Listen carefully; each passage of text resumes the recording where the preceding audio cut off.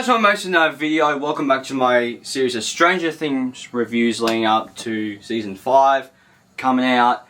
And today I am going to be reviewing Stranger Things Season 2 starring Millie Bobby Brown, David Harbour, Finn Wolfhard and Joe Keery. A year after Will's return, everything seems back to normal, but a darkness lurks just beneath the surface, threatening all of Hawkins. When the episode started, I was like, I am watching another Point Break ripoff. Because the crooks in the mask, robbing in the bank, kind of confused me. But then, when we see that the girls lifts her arm and wipes her nose, and we see a number like 11s, I was like, okay, now you got me interested. Because I was like, okay, this is now getting interesting. I mean, unfortunately with that subplot, it kind of is it's a huge letdown when it gets to that eventual payoff. Yeah, like, I think, but we'll get to that later. We're gonna I'm gonna kind of review, kind of like what I did with the first season, where, like, I've taken notes for each episode, but I've plunked them all down to one script, so I'll kind of break down each episode, but in a way review the whole season as I'm doing it, if that makes sense. When it comes to the boys talking on the walkie-talkies and Dustin's talking, I was just like, thank God they got rid of his lisp from the first season, because that was one thing I didn't really like in the first season, was the whole thing of like, okay, why do you have a lisp? But when they get rid of that, I actually was like, oh, thank God you got rid of that. That made it so much better for me. So I actually really liked that. It was less annoying to me than the first season because he got rid of that lisp. When the darkness comes over the arcade, I was like, please don't make Will disappear again. Because that will be very repetitive. Especially since all of the seasons are, especially the first season, but a lot of the seasons revolve around Will.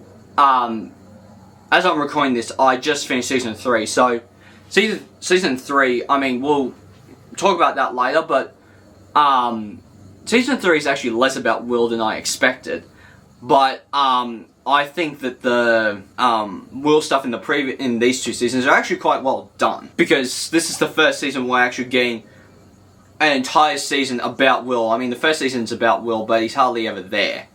This season is about Will, and he's there, and he's dealing with the stuff from the Upside Down, which I actually really like. We'll talk about more, but I actually do really like that, just to say that up front. And later, when Will, Joyce, and Hopper go to the hospital, and the doctor explains it's because it's the anniversary of when he got kidnapped from the last season, I was like, yeah, no, something more is happening because of this. It's not just because it's the bloody anniversary. I mean, come on, what kind of crap is this? Like, come on, this is ridiculous. Joyce has a new boyfriend, played by Sean Astin. I actually do like Sean Astin. I think that, I haven't seen him too many things. I haven't seen The Lord of the Rings yet, but, but I actually really do like him as Raphael in the 2012 Ninja Turtles series. So I actually really do like that version of Raph, and I think that he's a great voice actor and he's a great actor, so I actually really like seeing him in this. And then when Jacob Montgomery came out, I was like, damn, I forgot he was in this show. And then when Sadie Sink came out of Billy's Car, I thought that she would have been in Season 1, because I didn't know that she wasn't in Season 1, because Season 2 and forward, she plays a big part of the show, so I was kind of surprised that she first showed up in Season 2, so that kind of shocked me. I wonder how long this love triangle between Nancy, Steve, and Jonathan lasts for, because clearly Nancy doesn't know who she wants. That's kind of crazy to me. But I'm kind of curious how they kind of do that. Really, it's taken a whole year for them to be like, oh, let's finally look for Barb. That was one thing I didn't talk about in the previous, my review of Season 1 is Barb. The thing that happened to Barb, I was like, no one has told her any of this? Because, like, you see Nancy ring Barb's mother up and going like, oh, did Barb come home last night? But it's like, but then it wasn't until later in the season that she actually realised that she actually did die. So, but no, so then when they're like, oh, let's look for Barb, and that was kind of ridiculous to me. It's like, now we're doing this? Like, come on, this is ridiculous. It's like the Upside Down is coming to the real world in this season.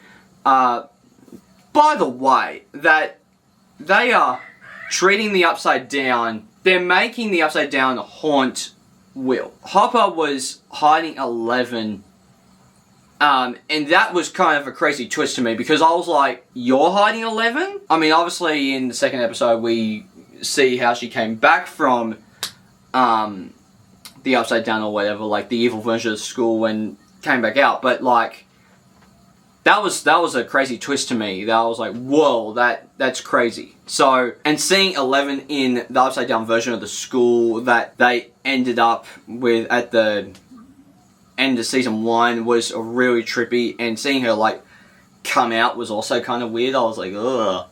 And then, how big is the tree stump that 11 was hiding under when all the cops and stuff were looking for her? Like, it seems like that she was a size of a bloody dog underneath this huge bloody tree stump. I'm like, what in the world? This is like comedically ridiculous. I will say this was the bit I was looking forward to the whole season.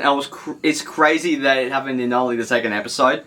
I love how the kids are using their Ghostbusters outfits as Halloween costumes. As the family is taking photos of them in their Ghostbusters outfits, it plays the instrumental version of the Ghostbusters theme, and how they are having a conversation of what Ghostbuster they are going to be at school, and like, you see that's all funny to me, because like, they're all going to Lucas going like, oh yeah, Lucas, you can be Winston. It's like, no, I did not agree to be Winston. It's like, oh yes you did. It's like, believe me, no one wants to be Winston, because Winston's the dumbest guy. It's like, that is not how Winston is. Winston is the one who translates all the stuff that Egon says and is smart. Like, how do you put it? Like, when Egon explains something in his scientific terms, Winston's the one who actually explains it in English to Ray and Peter. So it's like, Winston is not the dumb one. That's ridiculous. If anything, Peter should be the dumb one. But no, I actually really like that. And you can tell that Nancy is not herself ever since losing Barbara. Everyone in her life has not been remembering that all of these things are happening, which is crazy to me. You can see when Max has has a soft side to her, like that whole scene in episode 2 where Billy is about to run over Mike, Dustin, and Lucas, and Max turns the car last minute so the boys don't get run over. You're like, oh, actually, she actually does care about these boys, even though she doesn't act like it at all. So I actually really did like that. I thought that was very, very interesting. When the kids scare Will and he goes off into the Upside Down,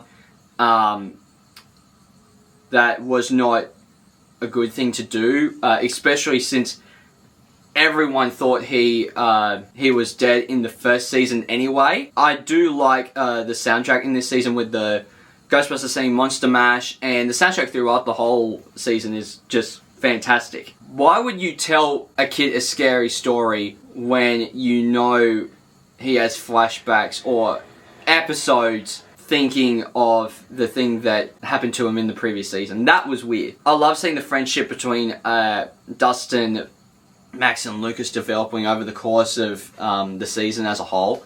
How they have their ebbs and flows and stuff. I thought that was pretty cool. I love how we are finally getting some lore within the show. Them talking about Will's episodes and how he's from the Upside Down and he could possibly see into the Upside Down. I like I like how we finally got some lore in this show. The fact that the people are listening and tracking these phone call conversations, and especially over the phone call between Nancy and Barb's mother, is such an unexpected thing that I didn't see coming at all. It's like in these past 3 episodes, they are like setting up for Mike and Eleven to meet up again. But when Eleven sees Mike, sees Mike talking to Max, she immediately makes Max fall on the off her skateboard, and doesn't know that she's just that Mike is just talking to someone else and not that she's with someone else. Like there's a difference there, but like when you see that sort of thing happen, you're like, and you see him smiling and with another guy, you're like, you immediately jump to that thought. It's like, oh god, he's moved on. It's like, fuck. So that was kind of a thing that I was like, oh, that's actually really crazy situation there. That's bonkers. Seeing someone having an episode is kind of scary, especially coming from someone who has epilepsy, which does lead to episodes. It in this show, like, you feel attached to the characters that are going through a similar thing that you do, if that makes sense. So when Will is there having a bloody episode, I'm like, Jesus, this is terrifying. No wonder why, like, everyone gets nervous when I have an episode. Seeing Eleven fight Hopper was an insane and terrifying scene to witness, especially with the existence of Eleven's powers within the show. Mate, like, made me go like, oh my goodness, like, Hopper, don't fight her, you won't survive this at all. So it's crazy to me. So, and when the boys and Max are, when they're near the bin, and in the background you see a hoverboard from Back to the Future. We'll talk about more about that Back to the Future nod in season 3. But you see the hoverboard from Back to the Future 2. It's cool looking in the background and seeing what 80s Easter eggs there are in the background. Like, just in general, it's like, oh my god, this is crazy. The scene between Hopper and Eleven where Hopper somewhat apologizes and reminds me a lot of the scene in Into the Spider-Verse where Miles' dad is trying to have a conversation with Miles behind the door while Miles is webbed up on the other side of the door. It just kind of reminds me of that same kind of scene. Because it's like, it's an emotional scene where, like, obviously this was done first before Into the Spider-Verse, but it kind of gives you similar vibes there. Which is interesting. I really like the scene where Hopper and Joyce put the papers that Will drew together and how they find out that it's a map of Hawkins. That was very, very interesting, and I like how they did that. I found it funny that one of the episodes is called Dig Dug. I know, it just made me giggle. I was like, why would you call it Dig Dug? Anyway, I love when the show shows us more of the world of the Upside Down, and we get to understand more about how the world of the Upside Down works.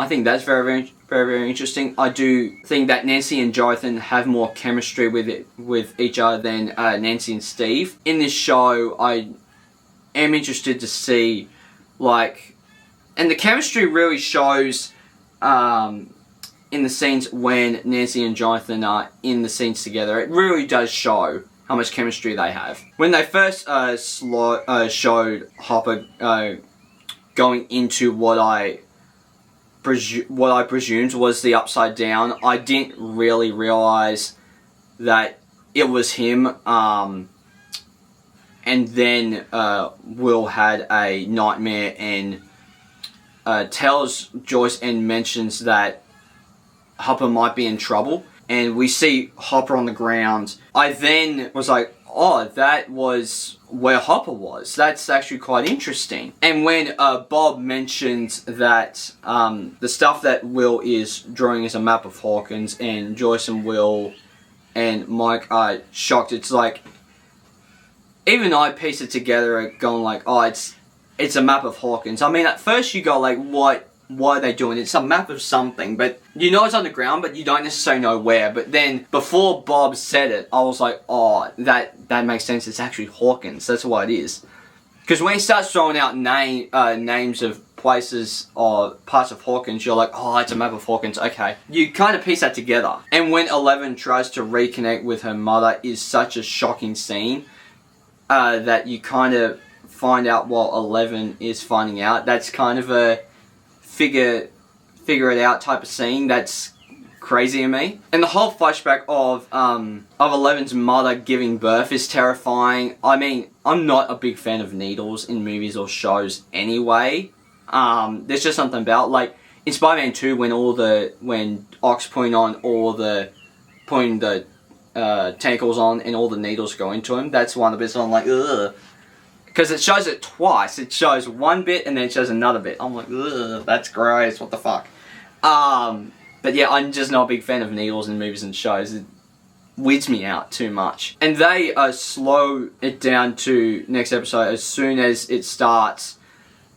And they do it again and it got me terrified. I was like, oh my god, don't do this again. Don't do this again, please. It's ridiculous. Why does every episode need to have... Does Will need to have an episode? It creeps me out, especially... I mean, we mentioned it before, but especially since someone like me has episodes occasionally like that. It's very strange. I love how Dustin got Steve to help him do his lizard problem. I think that was pretty cool. And sure enough, Steve gets worried when him and Dustin see the hole that Dustin's little pet has dug. That's very funny. I like how they make Joyce the most responsible person within the whole show. Where in the first season, her whole mission was bring Will home, and in this season, she's getting mad at the doctors saying, can anyone tell me what is wrong with my boy? And you can see how much that affects her. It's like, oh my god, this is bonkers. So Will gets short-term memory loss each time he has an episode. So he forgets Bob's name and he thinks that he doesn't remember the doctor and gets scared when he isn't. Then later when the doctor is seeing Will remembers everyone's name, it's crazy. He remembers Joyce and Mike, but he doesn't remember the doctor, Bob, or Hopper, which is kind of crazy. It's like, oh my god, what is going on? I do like when the stories intertwine with each other. I like seeing the guys exploring the Upside Down and seeing where Will can't see in his tunnel vision, while interlaced with the Max, Dylan, Lucas, and Steve trying to find the little Demogorgon. And that whole sequence of Max, Dylan, Lucas, and Steve trying to defeat the army of Demogorgons is very, very scary too. And that is when this show gets really scary and horrifying. It's like, we see more of the horror side of this show when that starts to happen. I would have thought that this would have been a great point in the series for Eleven and Mike to meet up again. But when the girl is on the phone and Eleven hears her, and then Eleven runs off to find her long-lost sister, and said that we actually got introduced to in episode 1 that we haven't seen anything about since, which is crazy to me. I don't know that they were going to go with the sister route with the two girls, with Eleven and the crook from the first episode of the season. And it's strange, because seeing Eleven in that kind of environment with bad people and robbing a service station, at least in the first season when she did that, you kind of understood her a bit because she didn't have any money and she doesn't know what the real world's like. But at this point, she knows what the real world is about. She's learning more basically every day. So when she does that, and she's starting to know that she's doing the bad thing, but she's doing it because her sister is involved, it's like, Eleven, you don't need to be bad. Like, get out of it if you need to. Like, come on. Because she doesn't have any money and no one that really knows about her instead of Mike. So you can't understand that first season, but this season it's like, you don't need to do this. And as the episode went along, the more I was like, Eleven and her story in this season, and to me, Eleven's story in season 1 in the first half of this season was actually very interesting. But something about the Lost Sisters episode in this season made it kind of take a turn going like, okay, having the whole episode about Eleven and her backstory, not that it's uninteresting, but it works better when it shows flashbacks. I think there were cool bits in that episode, but I don't think that overall it was one of those best episodes ever. I don't think that kind of episode works in any TV show, depending on what it is. But it definitely doesn't work in Stranger Things. But then when she has the vision of Mike and Hopper at the Felicity, she immediately gets concerned about the stuff that's happening back in Hawkins, and that's where it actually got very interesting for me. The adrenaline rush thing with Mike telling Joyce and Bob that they are under attack, and then they find out that Will is a spy from the Upside Down, and Joyce puts the needle into Will. That was an adrenaline rush. I was like, what is going on? This is ridiculous. I was like, how? This has turned from 0 to 60 very quickly. Like, it's like, whoa, a lot of stuff is happening in the first, 2 minutes of this show. What is going on? I love when the story, like I said in the previous seasons, I love when the stories come together, like Lucas, Steve, Dustin, and Mike are looking for what's making that sound in the woods, and then later, when Jonathan and Nancy arrive at the lab, they find Steve, Lucas, Dustin, and Max coming out of the woods. As soon as Bob left the gun behind in that episode, I was like, well, you're dead. I'm sorry. And it's one of those things that you kind of expect to happen, because it's like, well, someone needs to die in this season. Like, what do you expect? I do like having Steve as a part of the team, and I'm excited to see what the interactions are like throughout the rest of the seasons with him and the team. I do like the scene when the gang has Will underneath the light, and Joyce talks to him about how he drew a rainbow spaceship that was his own. It wasn't through a movie. And then both Jonathan and Mike tell their own story experiences with Will, and then Mike and Joyce start to get emotional. It was a very nice scene. I actually really, really liked that. It's such a relief when you finally see the scene, much like the first season, where you see the lock lift up and undo by itself, and then you see the door open and 11 walks through. It's like, thank God, this is what we wanted for the whole season. We wanted 11 to actually be with the group. Like, that... I actually thought that the 11 stuff was pretty interesting. I think before the Lost Sisters episode and after the Lost Sisters episode, it got very interesting. But I think the Lost Sisters episode is the weak link within this season. But it's not a bad episode. It just kind of lost it in terms of a... But there's just something about that doesn't really work in terms of the grand scale for me. And then seeing 11 reconnect with the boys, Joyce and Nancy, and they get to pick up their relationships that they already established from the first season. It's like, oh my God, thank God. We've got them there. Like, goodness gracious. It kind of made me mad that as soon as 11 and Mike reunited and have that emotional scene of 11 is back, but then as soon as that happens, they take them away from each other again. It's like, fuck, really? Come on.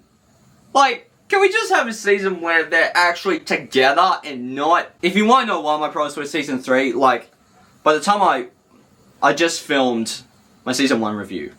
Filming season 2, I'm going to film my season 3 next. If you want to know why my promise was season 3, just so you kind of know where I'm coming from before you watch that, is that I hate how they bloody start off with what we wanted as Stranger Things fans, as Mike and Eleven shippers. Like, they start them off like that, and then they broke up throughout the whole season until the last few episodes. You're like, can we just have a whole season when they're actually a couple? Like, what in the world? It's ridiculous. I hate that. I didn't like that at all. The fact that Nancy and Mike's mothers answered the door and Billy was there looking for Max, that was a hell of a twist for me, especially since it took like that their mother has the hots for Billy, vice versa. That was crazy to me. I was like, what in the world? And the emotional scene between Hopper and Eleven while they are on their way to help Will is such an emotional moment between the two characters, and apologizing to each other, Eleven for leaving and Hopper should have been there more often. It just gives you the feels. You're like, oh, really? Come on. I love the showdown between Steve and Billy. I think that was really, really cool. And then Lucas gets into it, and see the fight between Steve and Billy was epic, was so cool. And when Max defeats Billy by putting the needle in him, it was such a ballsy move to take. I was like, what in the world? What is going on with this? Okay, how come Will and Lucas get dates, but Mike and Dustin don't? I mean, Mike gets 11 later, but Dustin, really? So I actually really did like that whole scene where